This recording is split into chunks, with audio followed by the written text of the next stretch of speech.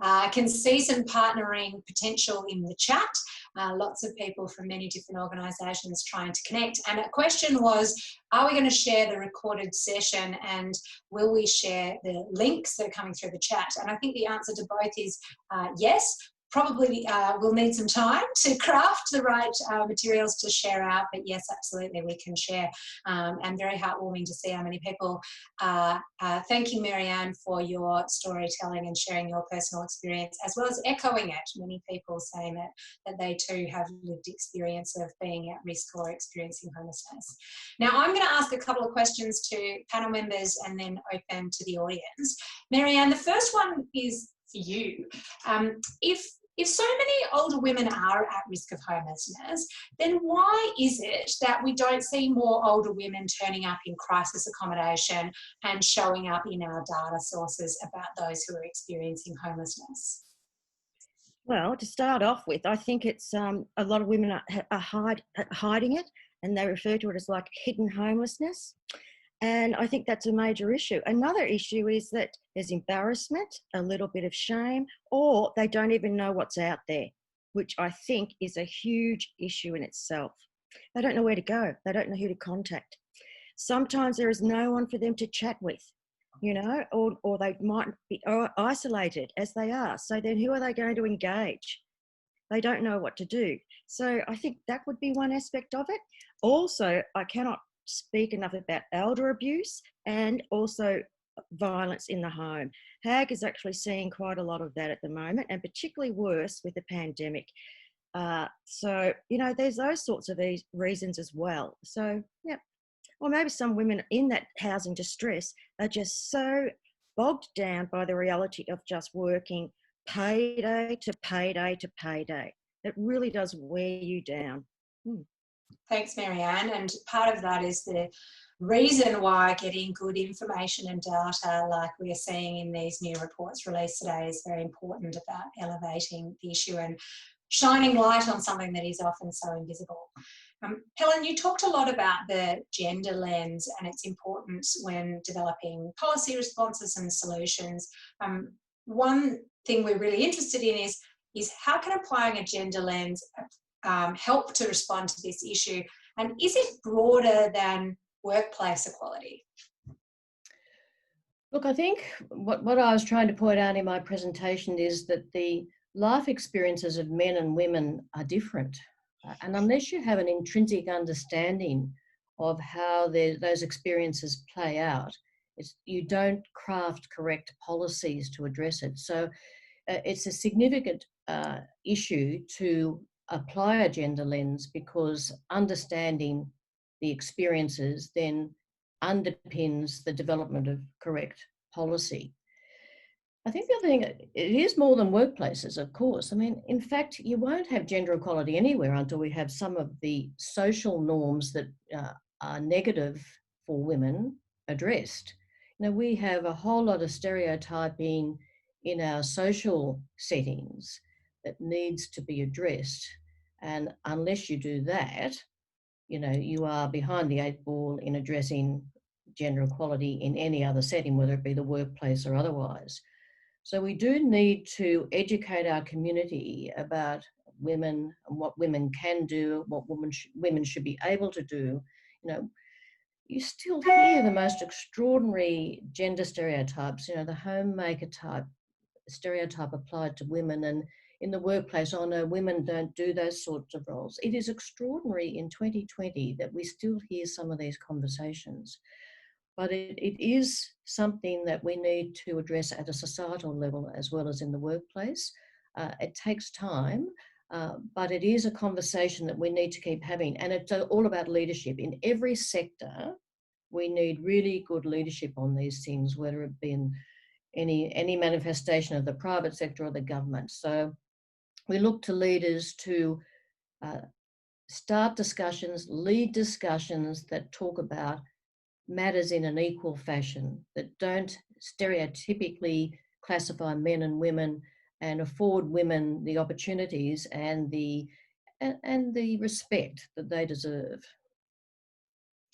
Helen, thank you. We know that the leadership ready to support this movement is at least a couple hundred people strong from those who've joined today, and looking to strengthen that with lots of collective action. Kobi, coming to who's responsible for action, we often hear housing and homelessness is a state responsibility in terms of federation. Why do you think the Commonwealth Government has a role to play, and what could that be in terms of acting to address this issue? Thanks, Susie. Look, I think it's been well heard today, the role of all of us. The point has been well made. We certainly need all levels of government to act, but I think that the Commonwealth Government needs to take a leadership role because of the scale of the issue. We've talked today about the scale of older women at risk of homelessness, but we also know that there's 140,000 people on social housing lists. We have projections of 500,000 new dwellings required for social and affordable housing by 2026. So the scale is such that it does warrant the federal government to act. And when we have leadership at a federal level, we'll also have states and others that will follow. And also harnessing the fantastic goodwill and efforts in the private sector with our philanthropists as well. As I said, I think it's been a well-made case that we all need to act, but that federal leadership is required to address this issue because it is a significant issue at scale. Good point. I think we've heard from lots of people about the multiple different roles that different actors have to play in this, and the scale of this challenge is certainly a factor that should grab the attention of our policymakers. Speaking of them, Kay, interested in your thoughts at the launch of National Homelessness Week yesterday. The Assistant Minister for Homelessness, Minister Haworth, said he is not opposed to more investment in social housing. What do you think it will take to move this government's view from not opposed to one of fully supporting social housing investment? So Kay, interested in your thoughts on that one first. Are we talking about Victorian Assistant Minister? I didn't catch who you said Oh, sorry, Minister Haworth from Assistant Minister for Homelessness. Federal Assistant Minister, yep. Look, I've been in that situation, and you have to be incredibly careful unless, and it's hard to say, but unless you've had a cabinet agreement, it's very difficult to commit when you haven't got, the money's in the bank from the budget. And as I've been saying today, it's everybody's business. Local government, as I drive around and see local council parks with nothing above them, airspace. I see churches with huge car parking lots with airspace, and I keep thinking, oh, we could have housing there. Local governments, community organisations that own properties, state government needs to do better at maintaining the social housing it's got. We see that community housing now has actually been better. When I was involved in the housing portfolio as minister, federal minister, we had empty places being run by state governments. So I think we need much better upkeep and maintenance of our social housing. Of course we need more social housing, but it is never going to be the whole answer. And that's why I said we need private enterprise to be involved as well in terms of, for example, working together. Recently, I was involved in on the edges of a project where the council demanded that there be space for social housing, and the developer said, and it was housing for older people, give me 2 more levels and I'll give you space for 14 to 20 social housing at ground level. Now, if you've got a council who makes demands on the developers to actually contribute, then I think we've got that sort of partnership working. But sometimes it requires a bit of if you don't do this, you won't get that. But I think there's a whole range that needs to be addressed. And, we need to also find that we don't have people locked away in, separated from people, but that I think I mentioned when I was speaking, we need to address the issues of the individual person. And I think it's been said today by Helen, that we need to take into account all the aspects of the women. Some of them have still got caring responsibilities for parents, and they're trying to do that as well as manage their own. The other thing I talked about was, briefly mentioned, and Marianne mentioned it, that she didn't know where to go. She'd never had to deal with issues, and she didn't even think she was at risk of homelessness at the beginning. So I think it's capturing some of those women early to make sure we can get them into housing.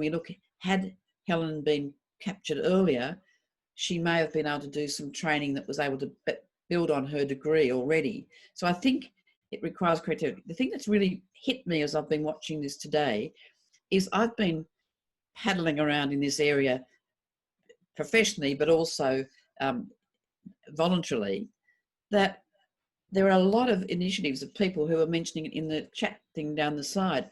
Why haven't we got a hub, a national hub that people look in and say, that'd work in my area, or I could get my council to do that? So what's coming to my mind now is that we need some way for us to get this together, the hundreds of us who are involved today, to share our ideas, to put suggestions to government that are doable, and to also pressure for making sure that we've got appropriate financing addressed to social housing. So I think today's been a learning lesson for me, in one of the things I can suggest. And I think, having been a minister, I do have some contact with both opposition and government that others mightn't have. So I'm going to be reading through those chat things very, very carefully. So thank you very much. Thanks, Kay. Helen, you talked about, all stimulus is welcome, but currently the federal government's stimulating homeowners to renovate. What do you think it would take to go from not opposed to having dollars allocated in the budget and therefore being supportive of investment in social housing and other initiatives? Suzie, it's a good question. I think you've got to go to government with solutions. And often sectors are plagued by not working together. I work in various NFP sectors, and my experience with governments is that they want those who are interested in government funding to come to government with solutions and have a collaborative effort within the sector. So I think, to Kay's point, it's really important that the sector gets together and collaborates and thinks about how it can put together different sorts of solutions, different innovative solutions that involve both the private sector and government. So the private sector is doing its bit, and government can complement that with its funds and support. There's an organisation called Women's Community Shelters, and they've got a very good model where they fund their shelters through three sources: philanthropic, government, and the local area where the shelter is located. I think those sorts of models make a lot of sense. You've got a big problem. The government can't and won't provide all the solutions. We as a sector, the housing sector, need to get together, think about solutions, and go to government with some models that might be attractive, because the private sector is working with government collectively and looking to provide solutions that government can't actually and won't, frankly, provide on their own. Again, the importance of partnership. I'm going to turn to a couple of the questions that we've got from our audience members, who are also frantically trying to connect with each other, and I can see a groundswell of support for the idea of connecting with each other. So we will have to investigate as a follow-up to this what to do with that. We certainly, for privacy reasons, can't just hand out everyone's contact details, but we might think creatively about how we can connect people together who opt into that network. So this is a question I'm going to direct to you first, Kobi, which is about what lessons we might be able to learn from international experiences of this issue, and what might be relevant in bringing to Australia that we can learn from overseas. Thanks, Suzie. I mean, I certainly think that there are ways in which we can learn from other countries' approaches to address gender inequality in terms of some of the tax settings and retirement provisions, and also in terms of recognising and accounting for women's work outside of the workplace, so the caring roles, and incentives to ensure that that load is carried more evenly. So there's a lot to be learnt from that sense. I mean, there are some fantastic models, housing models and design and financing models as well. We're seeing increased investment in Australia in the build to rent model. Now that's being very widely used in other countries, including the United Kingdom. And that has real potential. I think with all of these innovations that we can draw on, it's really important to ensure that they do meet the needs of older women. There is a risk that some of these models don't necessarily apply. And so we need to make sure that we have both affordable and social housing type models, but we certainly need to look at different business models as options. The co-housing model, for example, has been also in the UK and other places. There's some great initiatives, and I know that that appeals to some women, again, not to all. So yes, absolutely, there are innovations. And I think, as I said, both the financing and the design innovations that we should look to support, because we know that one size doesn't fit all, and so we do need to have a range of different things that we're putting forward. Thanks. I could just chip in as well there, Suzie. I think one of the things that we can do when we look overseas is look at the sort of values that are built into different housing systems. If we look to places like Scandinavia, Germany, the Netherlands, we can see that housing there is valued as a social good. If we go to countries like Australia, where we are, the UK and US, what we see is that housing is really valued predominantly these days for its economic values, for its investment values. And the problem with that is that we have this private rental sector in particular, where we're really focused on maintaining those investment values for the people who've bought that housing, but we're not thinking very much about the social values, or what my colleague Kathy Mee and I would call the way that that housing functions as a care infrastructure for the many people that actually live in it. So we can look to countries overseas and we can ask what the housing system should be at a much broader scale as well. Emma, I'm going to stick with you for a question from our audience about the gender lens, and could we also think about taking an intersectional lens, so going beyond a broad concept of an identity of women.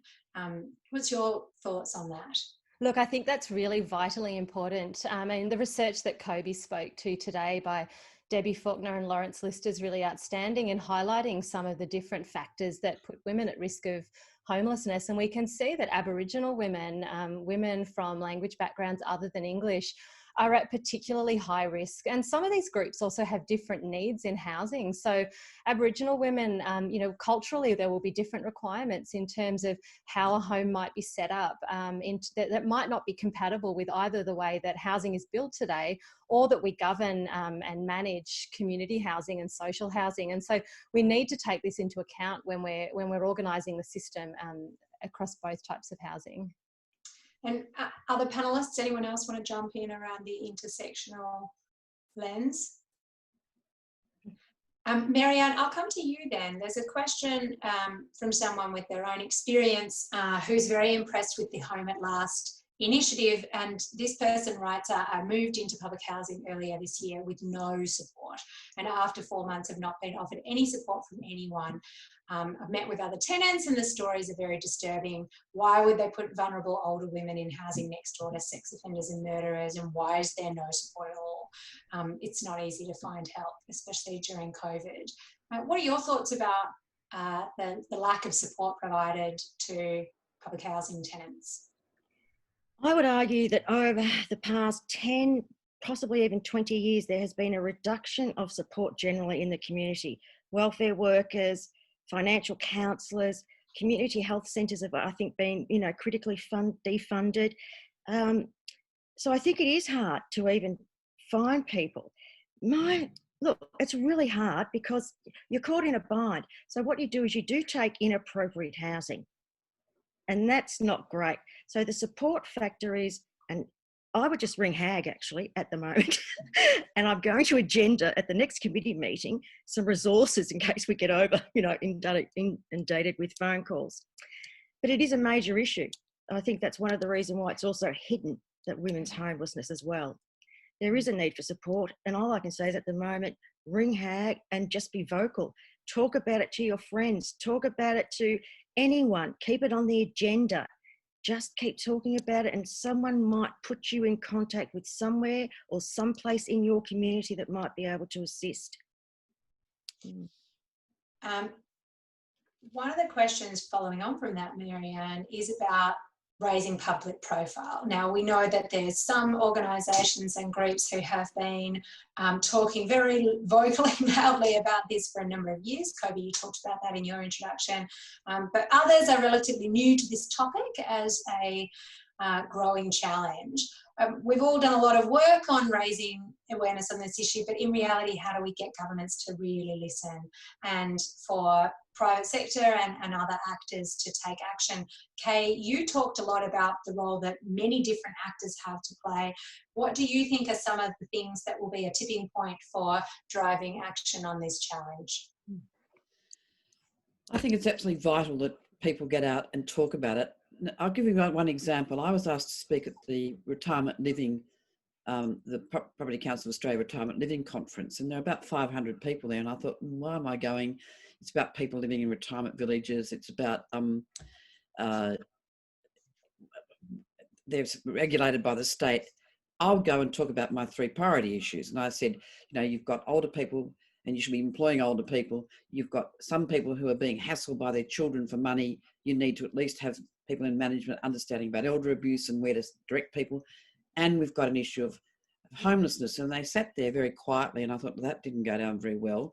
And a lot of them came up to me afterwards and said, we've got empty 1-bedroom places we can't fill. And I mean like 25 in one retirement village, 20 in another. And within the scope of some women. Now, they have to be taught, have financial advice given to them, for example, that if they go in to a place like that, and they can still be working, and women don't understand that. I've got a place I'm working with at the moment to try and trial it with 20 of their empty 1-bedders so that we can demonstrate to the industry that it is viable. So that place has got them for $199,000 for a 1-bedroom apartment. They will lose that money over time with a deferred management fee, but if they use that money to run down to keep their rent and a roof over their heads, they'll run out and have no money. So that is just one possible solution, by going and speaking to groups. I didn't realise the implication that would have, and I think it's made them think about it. I now have contact with very senior members in the retirement living sector and promoting that as an issue for them to address that. Now, the tiny house program that some people have mentioned, has been mentioned as I'm trying to watch the chat and listen to what people are saying. People were critical of that. It was tiny houses on old railway land in Victoria. This is terrible. They may have to move. That land hasn't been used for 50 years. It's unlikely to be used for another 50 years. These people have got little tiny houses. They've got a garden. They can have a dog. They'll meet people. It's a roof over their heads. And I think we have to be careful not to be disdainful of other people's projects. As I said, different women have different needs, and some women will think this is wonderful. Other people think, I wouldn't want to live there. Just like all of us who own homes don't want to live in some places and want different things. So I think we have to take into account overall the whole person. But I think it's going to government. Can I just tell you, as a minister, my heart would leap if somebody came in and said, we can do this, but we need partners, or we can do, if somebody came in positively rather than saying, with a begging bowl, asking me, and I thought, I can't, there's no way, how am I going to do this? I'll have to cut something else out.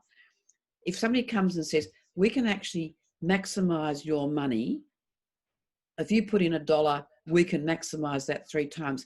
I tell you what, you pick your ears up and you listen. So I think it's going and saying, we can be creative, we can do things, we can use land, but we need other resources. So I think it's about being positive. And I know, social housing is a major issue.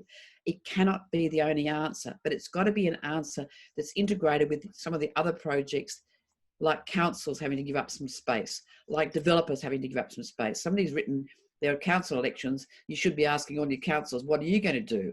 And I think we should be asking all our members, what are you going to do? And put them on the spot, just not the ministers, because once you've got a few people in the council room or in the caucus or party rooms saying, this is an issue in my electorate, ears go up, people go up. So today is the beginning of this, and a couple of people have said, we need a forum, and I think COVID's taught us we can have a forum from across Australia without having to spend money getting together.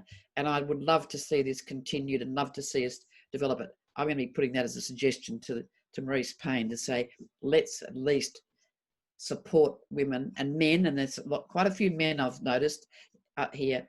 There are people out there in Australia willing to participate in a debate about how we solve this very, we use the word wicked problem, which it is, and it's going to get worse. The baby boom is now 73, 74, and the next 10 years we're going to see a tsunami of women.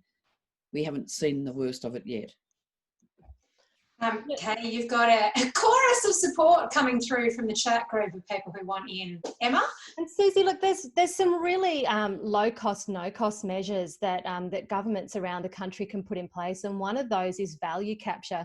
So in a lot of our big cities, Sydney, Melbourne, you go around the country, you can name large redevelopments that are requiring rezoning of agricultural land, for instance, or that are requiring, enabling an upzoning of existing housing where there's detached houses.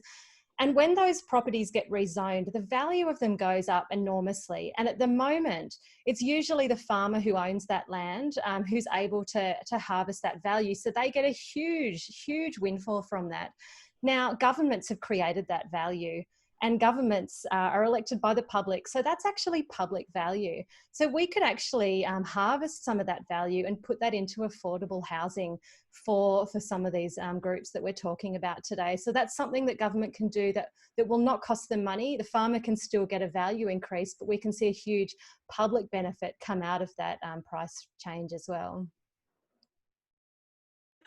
Absolutely, Emma. I think we're hearing a number of layers to today's conversation, and certainly one of them is the women who are currently at risk or experiencing homelessness, and connecting them up to support and services that already exist. And the challenge, Marianne, that you described, and Emma, you highlighted as well, of navigating systems that you have never navigated before or that are quite opaque. And clearly there's another aspect which is about movements for change to policy and practice and to funding, and what role we can play in agitating for that change through governments, politicians, private businesses and individuals and organisations.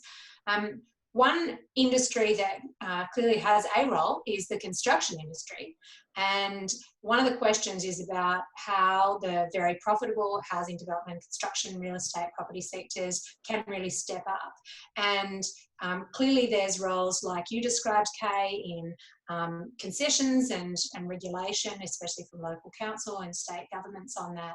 But this question also asks, how do we have a key message to all the blokes in those industries? Think about your own mum. What can you do to assist the nation's older women? Helen, I'm interested in your thoughts about encouraging people to think about, I guess, altruism and their own people in their lives, and what you think of this as a mechanism to encourage people in the construction and development and real estate industries to change. Well, Suzie, I think it is very important that we advocate with all our contacts, our family, our friends. We all work in different sorts of communities. So we all have an obligation in those communities to educate people around these issues. But at base, if you look, for example, at the home builder program, which is the stimulus package that the federal government has recently announced, which essentially provides a sum of money to those who are renovating their house. And people say that's to, support the tradies who are, an important base for support of the current government. That policy, all well and good, but it it doesn't really strike at the heart of addressing this issue of affordable and social housing. So there still remains a very significant policy underpinning that needs to be addressed. That said, clearly the politicians have a perception that the tradies really just want to get onto homework sites and have a job. To your point, if we in our various communities within which we work can persuade those tradies and others of the importance of working in this area to alleviate homelessness, that's very important. We all bear a responsibility in that regard. Kobi, you were next to jump in around some of the actions that we might take. Yes, I just echo what Helen said, and also just note that there are some fantastic initiatives already by the construction sector, builders, architects and others. The pop-up houses are a great example of tradies doing pro bono and low bono work. So we want to harness that energy and encourage that and continue to sort of foster those relationships.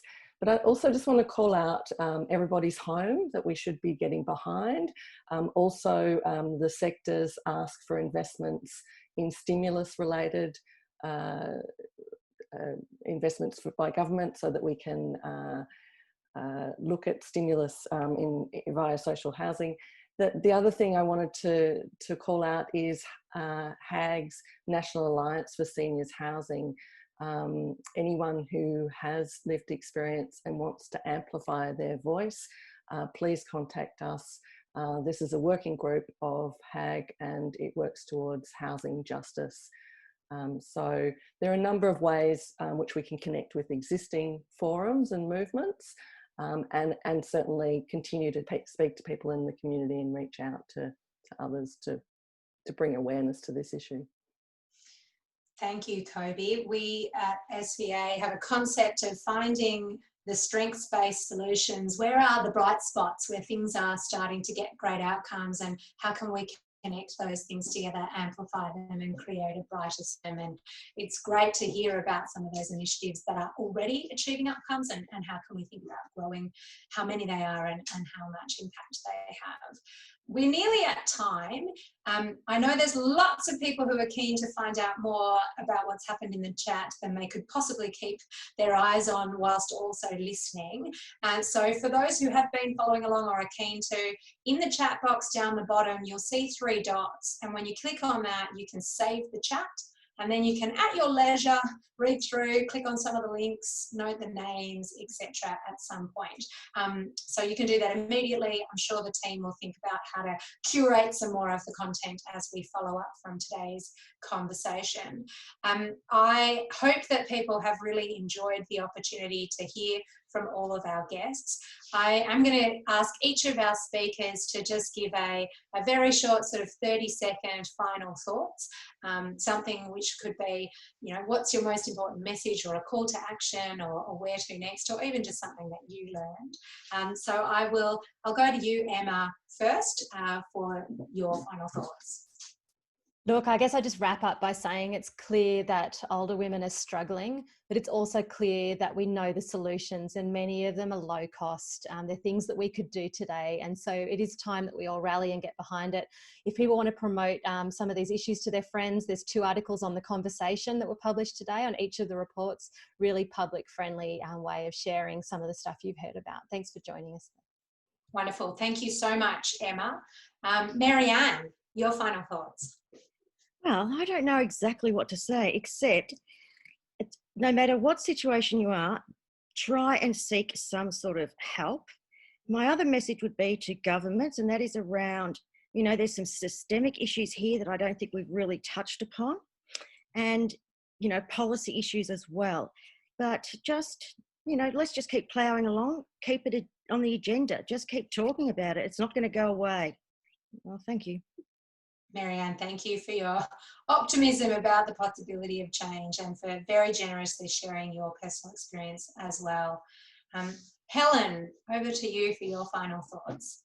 Well, Suzie, I just sum it up by saying partnerships and innovation. I think that there are so many people working in this space, and in the construction industry, we see people donating their time, their services, products.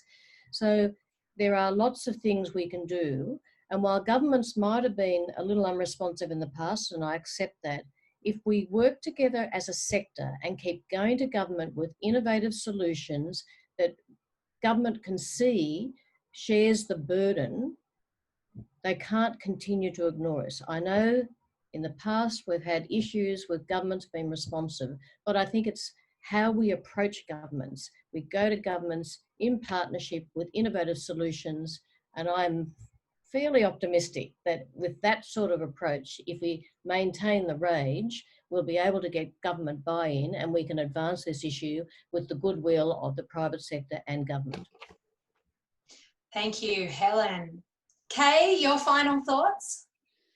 Well, I could just like to repeat what Helen said, but what I want to say is that for all of us, this COVID period is quite challenging. For those in Victoria, even more challenging. And every night as I crawl into bed, I think there are women out there and people out there who can't pay their light bills, who most probably can't pay their bills, struggling to find food. And I try to look at the positive things and think, how can I make the most out of this? Because I've got those things. And I think as a young child, my mother used to say to me, necessity is the mother of invention. In fact, it was important that it was the mother of invention. Sorry to the guys watching today. But one of the things I think it's taught me is how valuable this has been, and we wouldn't have ever done it without COVID. So out of necessities come, I think, a wonderful invention. And I think it's brought so many of us together who have quite different views, have different political views, but have one goal, but in different ways, to try and support women who are at risk of homelessness. And I think that is a positive out of today. And I want to thank SVA and HAAG for all they've done. I want the reports to be read by people. I've sent them to some relevant people already. But I think we also have to go, when we're talking to the private sector, to council, to every level of government, to people who care, let's go with positive suggestions. And there are a lot of them in that it's just amazing. Some of them I haven't heard of as I've watched down. I'll be reading those carefully, but it is a positive outcome. And I hope we can continue this in a more formalised way to keep sharing these ideas. So well done. And let's use the time that we've got, not going out to dinner and doing things, to reflect on what we can all do to make this happen. It's urgent and it needs to be addressed. Okay, thank you very much. And Kobi, on behalf of HAAG, what are your final thoughts? I'd just like to thank everyone. I'm thrilled that we had over 540 people register for this event. It's an indicator of how much recognition, how significant this issue is. I'd echo all of the panel in terms of the wrap up. I thank them all very much for their active engagement and echo Kay's call for urgent action now. Thank you, everyone. Well, on behalf of everyone from Social Ventures Australia, Housing for the Aged Action Group, Western Sydney University and Older Women's Network, thank you so much to everyone for joining us. Clearly we've got our work cut out for us all, including in wrapping this up and sending you materials and connecting us all together. Delighted you could all spend time with us today. And as Kay said, let's use this extra time to band together. Oh, Kay, yes. Can I just say something, Suzie? Thank you so much. You've organised us beforehand, so the panel were all informed, and you've done a wonderful job chairing today, and it's not easy. I've done it, and thank you so much for what you've done today to bring us all together. You're very welcome. So for those who want to save the last bit of the chat, please do so. Otherwise, we will be in contact, I'm sure, in the coming days and weeks. Thanks very much, everyone. Have a wonderful day. Thanks so much, Suzie. Thanks so much. Thanks, Suzie. Thank you.